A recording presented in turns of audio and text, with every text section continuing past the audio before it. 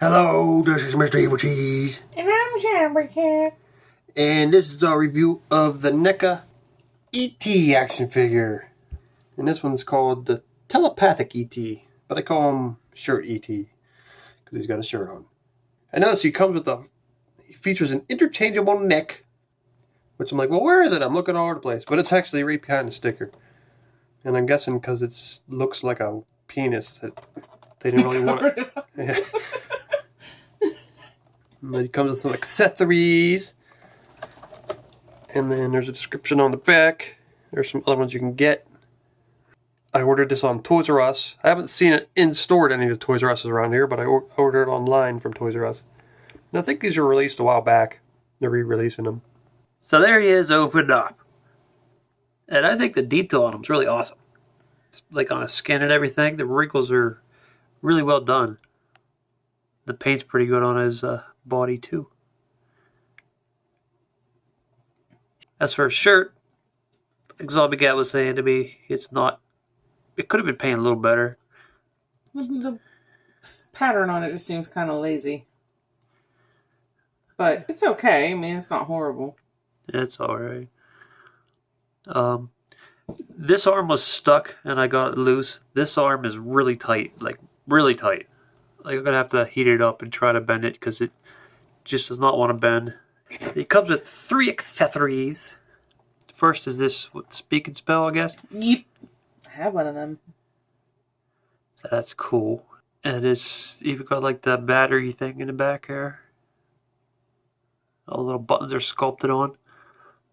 So, it's pretty detailed. It'd have been cool for something on the screen. But that's okay. And it comes with this potted plant. But the detail on it's pretty good too. Yeah, looks pretty nice. I like that. So their accessory is his alternate neck. Dick neck. And it is kind of creepy looking. Now, when we took this out of the package, his head popped off and Zombie Cat was trying to get this piece out of here. So you have to pop this piece out. It's so tiny, it's hard to get your hands on, so I don't know how the hell you're supposed to get that out of there. But we're going to try. Magic. So here we go. So there he is with the other neck switched on. And there's his little ball sack. His little wrinkly ball sack. That was his smaller neck. That was really hard to get out of there. We both tried and failed. So I had to heat it up with the hairdryer. And after that, it popped out super easily. Yeah, it's been like 10 minutes.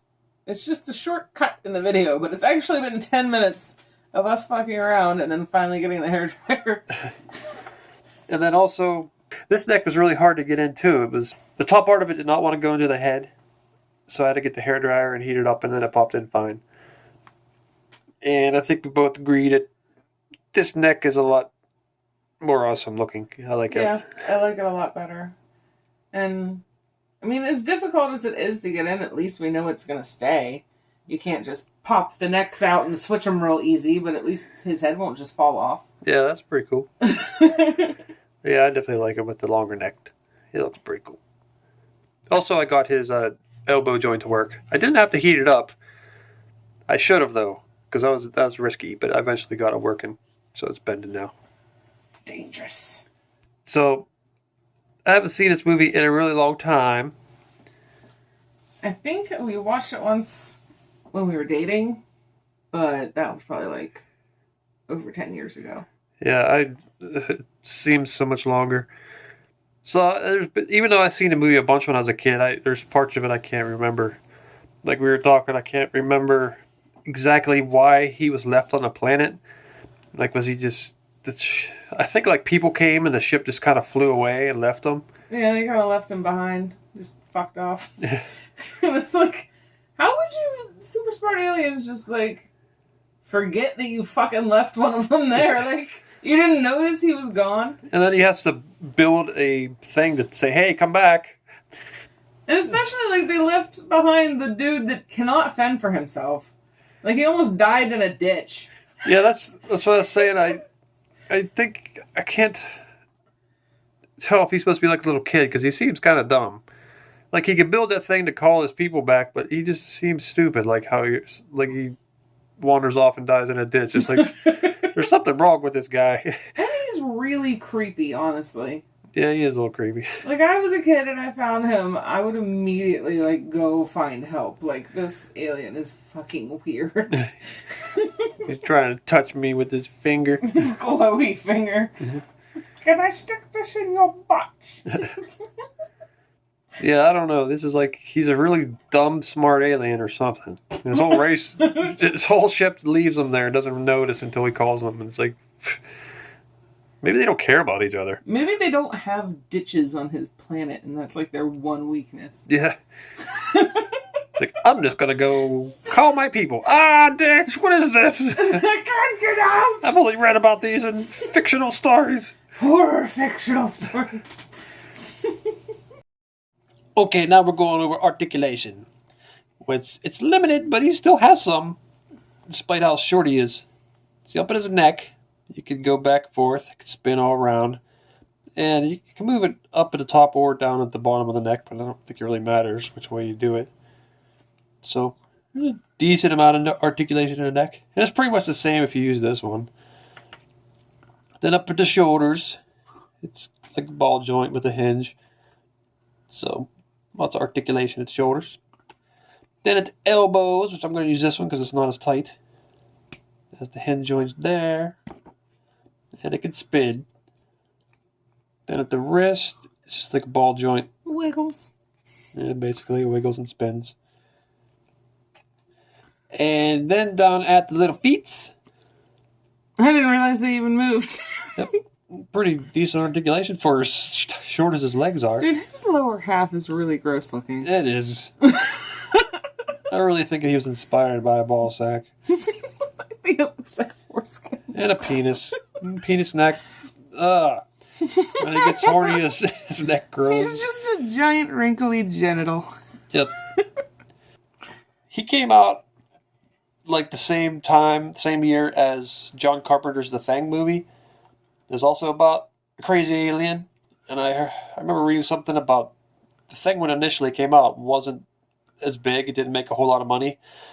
And is absolutely insane. Well, some people blame it on they went to see this nice, lovable alien movie instead of seeing the creepy alien that turns into you and then makes your face turn into disgusting mess with legs coming out of it and stuff. But that's so much more awesome. I know it is. That's one of the best alien-centered movies of all time. I know. And we're comparing them to like the alien movies, like the xenomorphs, based on the Geiger design, and they're kind of like penises. They're the dicks, and he's the balls. Yep. Yeah, my body's a ball sack, and you guys are the dicks. Just imagine if you attached the alien's head to him. Yep, perfectly.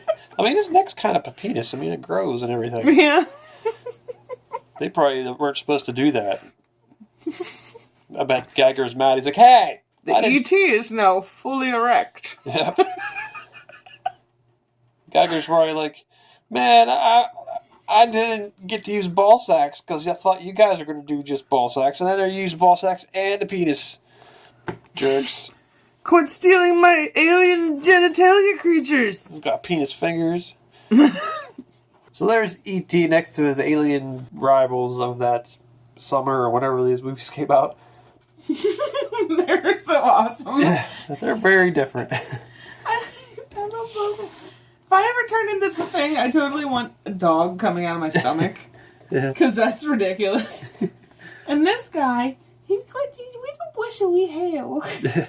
And I like to touch it. He's also got a really long neck, so they're not completely different. And he's got big long legs, spider leg dicks. Yeah. I don't know what those are. I also got the little head that has the spider legs crawling out of it. It crawls around just the head, but he's broken. Yeah, the legs broke off. But yeah, a very different take on aliens. Like one that's your buddy, and then these two, you just don't want to run into these things. And you got these guys. Yep. Now this is the penis aliens. Also the vagina, because they got the facehuggers got a vagina on them. Thanks. I'll touch you with my glowy finger. No. Okay. So another very different take on an alien. And here's another alien who has one of his similarities to E.T. is they just don't know how to wear clothes.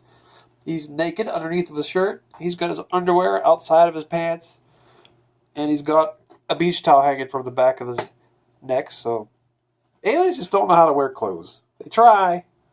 You know what? I think out of the four of them, the most realistic alien to me is the Thing. Because it wouldn't be anything like us. Developed on a whole nother planet. It would not be like us at all. Superman, he looks like a perfect human. I mean, I've said that before. I even made a little comic about it. I said, I mean, on Earth, people who live in different regions of the world look different because over the years they've changed and adapted or just, you know, they just look different. So this guy's from another planet that's light years away, and somehow he just looks like a person from here. Yeah, like... He shouldn't even look human. Their evolution wouldn't just somehow magically lead them to be just like us. Like, that just seems ridiculous. The only way that maybe it can make sense is if there's, like, space is infinite, and there's so many possibilities of different kind of aliens that... We had to happen again? Yeah, there's just... But what's the chance that the one that came to visit us would be exactly like us? No, that's why his parents selected Earth. They picked it on purpose, so maybe that's why they picked it. But that's just trying to explain something. I don't really think that's why they did it. But you could explain it that way. Maybe they just picked us because they're like, those people are losers. We'll be like super cool there. Well, they do say they do know you'll have powers there. They say that. They say you'll have powers when you get to that planet. You douche. So I think they did a really good job on this figure. I really like him. I'm really happy I got him. I wasn't sure if I wanted him because I didn't get him the first time around. But then I seen him and I'm like, I really like him. They did a really awesome job on his face, I think. It's been a really long time, but I don't remember those knob things on his head. Did he actually have those on the back? What? It's like these two little knobby things. Oh, I don't know. I mean, he might have. They're probably there. It's been like a million years. I barely even noticed them. Yeah, I love the way... I think they did an awesome job on his body. The wrinkles are just insanely detailed.